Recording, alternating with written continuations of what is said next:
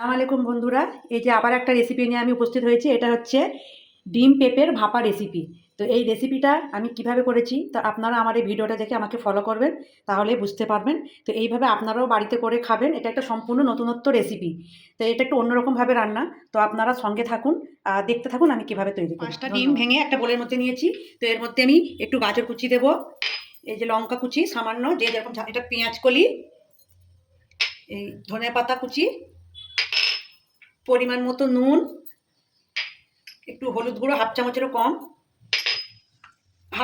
কম একটু গোলমরিচের গুঁড়ো, আর সবশেষে দেবো একটু সামান্য সোডা দিয়ে এটাকে আমি ভালো করে ফেটিয়ে নেব এর সাহায্যে।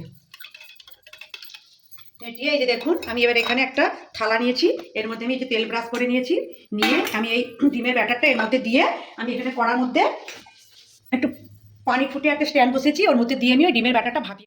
দেখুন এই যে আমি ডিমটা এইভাবে এর মধ্যে দিয়ে দিয়েছি।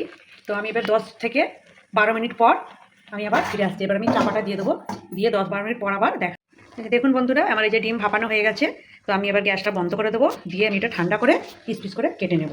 আমি এই যে এখানে একটা 250 থেকে 300 সাইজের একটা পেঁপে নিয়েছিলাম। পেঁপেকে আমি কেটে নুন হলুদ দিয়ে আমি সিদ্ধ করে রেখেছি। তো এরপরে আমি যে কড়াইতে তেল দিয়েছি, তেল গরম হয়ে গেলে আমি পেঁপেগুলোকে এক এক করে আমি ভেজে নেবো, এক এক করে উল্টে পাল্টে লাল করে ভেজে নেবো।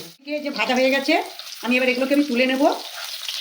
আর তারপরে দেখুন এইদিকে এই যে ডিম ভাপানোগুলো আমি এই যে ঠান্ডা হয়ে গেছে, তো আমি এই যে পিস পিস করে কেটে নিয়েছি, কি সুন্দর সফটি হয়েছে। এগুলোকে আমি এক এক করে তেলের মধ্যে দিয়ে আর ভেজে নেবো। তো আমি এগুলো এখন তুলে নিয়ে আগে, আমার পেঁপেগুলো ভাজা হয়ে গেছে, আমি এবার ভাপানো ডিমগুলো এবার এক এক করে ভেজে নেবো। আমার যে ডিম সব ভাজা হয়ে গেছে, তো এবার আমি এবার একটু তেল দিয়ে দেবো, দিয়ে সামান্য তেল দিয়ে দেবো, দিয়ে আমি এবার দুটো তেজপাতা দেবো, দিয়ে একটু পাঁচফোড়ন দেবো, দিয়ে একটু নাড়াচাড়া করে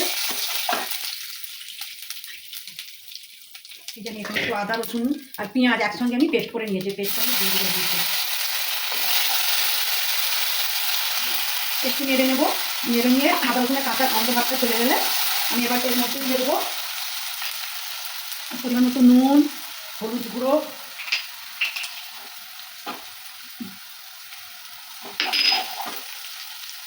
কাশ্মীরি লঙ্কার গুঁড়ো, ধনে গুঁড়ো,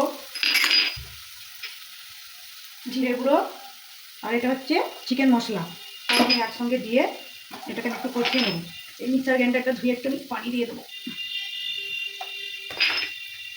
হয়ে গেছে, এরপর আমি কড়াই তেল দিয়ে পাঁচফোড়ন, দুটো তেজপাতা দিয়ে আদা রসুনের পেস্ট, পেঁয়াজ দিয়েছি, জিরে ধনে লঙ্কা গুঁড়ো, কাশ্মীরি লঙ্কার গুঁড়ো, চিকেন মশলা দিয়েছি। এটা হচ্ছে ফেটানো টক দই আর টমেটো বাটা একসঙ্গে নিয়ে আমি এটা একটা গ্রেভি তৈরি করবো। তো মিক্সার গ্রাইন্ডার ধোয়া একটা আমি পানি দিয়ে দেবো, এটাকে আমি কষিয়ে নিয়ে একটা গ্রেভি তৈরি করবো।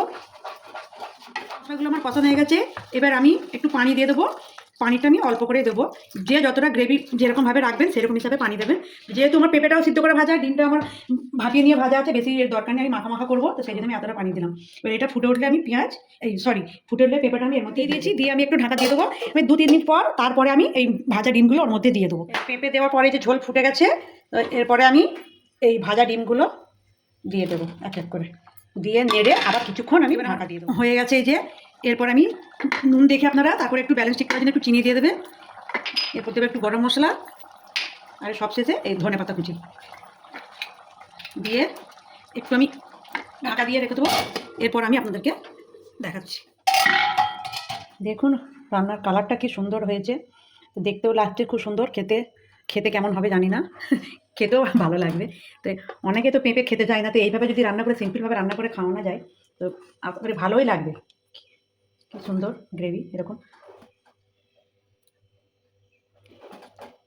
পেঁপে তো এমনি রান্না করেই খাওয়া হয়, কিন্তু এই একটু সম্পূর্ণ অন্যরকমভাবে এরকমভাবে রান্না করে যদি খাওয়া যায় তো খেতে খুব ভালোই লাগবে। রান্নাটা নতুনত্বভাবে লাগছে।